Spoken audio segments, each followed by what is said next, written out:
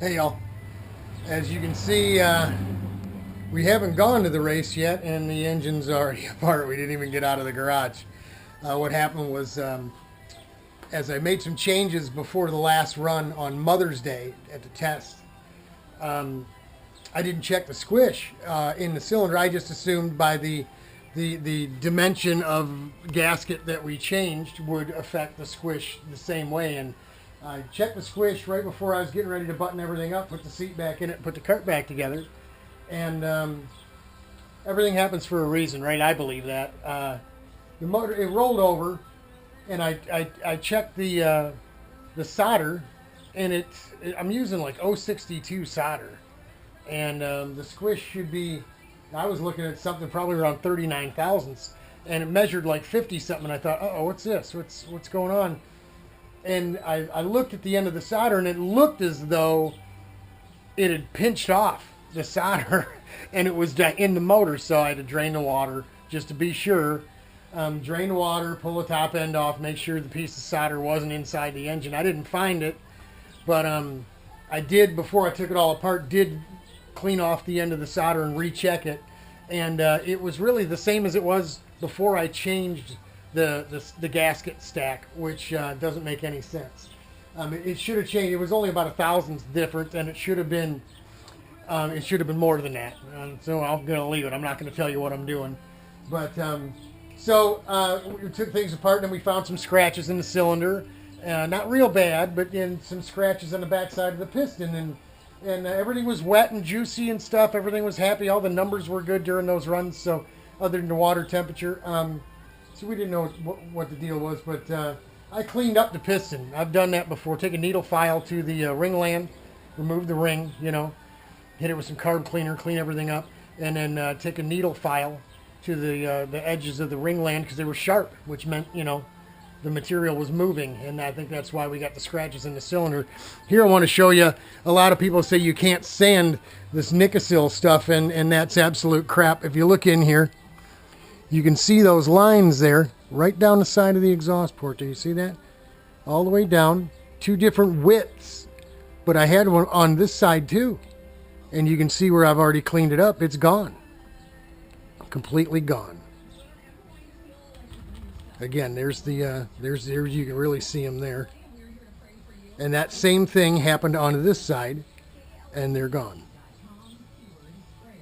So what I'm using here is it's 220 wet dry paper, and it has, you feel it. It feels. I mean, usually you need a diamond hone or something to mess with that chrome. I've seen JW at the track and Joey take a rotary file on an air tool or a cordless tool and remove shrapnel blown up piston.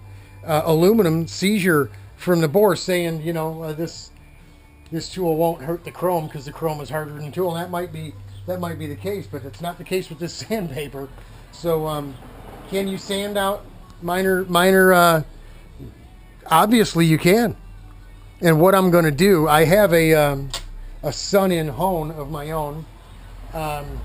We used to use on the old air cool motors, and I don't have diamond stones for it. But what I'll do is, when I'm all done removing the scratches by hand with my fingers and a little piece of sandpaper like this here, I'll wrap this around my Sun-In hone and put some tape around the top of it or something, and just run the hone in and out of the cylinder just to make the cross hatching uniform and stuff. But here you go. I mean, this is the head. All I did is wipe it off. There was no carbon on it. It was juicy and shiny, so the tune was good. We're not hurting anything. There's no dirt getting in there. There's no beat marks or sandblasting due to dirt or anything else. So these scratches are not from debris getting in.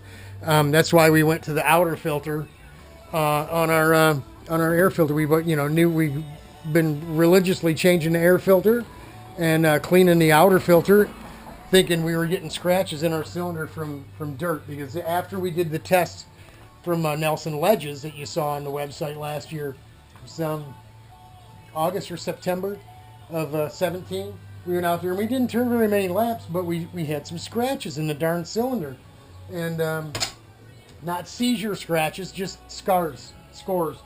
And so I don't know what's going on. I think I don't have a bore gauge. All I got is the digital caliper. So we need somebody with a bore gauge to check this thing out. I think even though the motor was relatively new, it had about 4 hours on it when I bought it.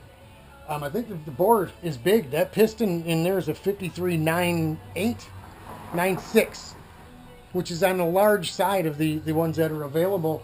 And you know, the top edge of the piston here, let me show you, was a little sharp, which means, and you see how shiny the outer edge is compared to the rest of it when we cleaned it up, which means it's, you know, the material's being moved from the piston going up and down, which means the clearance obviously isn't right. It's obviously too big, I would think.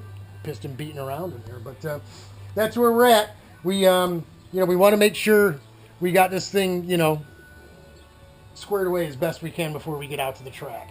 Our game plan has just changed with all this. I'm about halfway to 2/3 of the way through the life cycle of that piston, this top end, and I don't want to hurt this engine. So what we'll do is we'll sparingly run practice on Friday, and you know, if we get the water pump and the water cooling thing figured out and we're happy with that, we're happy with the numbers we're seeing, we'll put on our race tires and scuff them in, and then we won't even practice Saturday morning. We'll just wait and run the race, because we got a race against 2-cylinder 250s, FEs, and ICE, which is a single-cylinder 250s as well,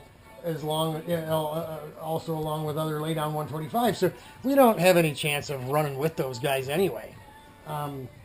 It's not an aerodynamics track. It's a horsepower. It's a torque track is what this place is, and we don't have the kind of torque that the 250s do. So we'll struggle to run with a few of the good single 250s. You know, we'll have to work, but we won't be able to run with the twins. There ain't no two ways around that. So we'll use the race as testing as well. If we don't finish the race because we don't want to put the time on our crank and on our rod, then that's what we'll do.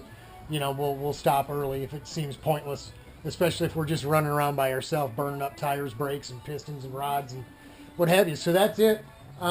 It's Sunday.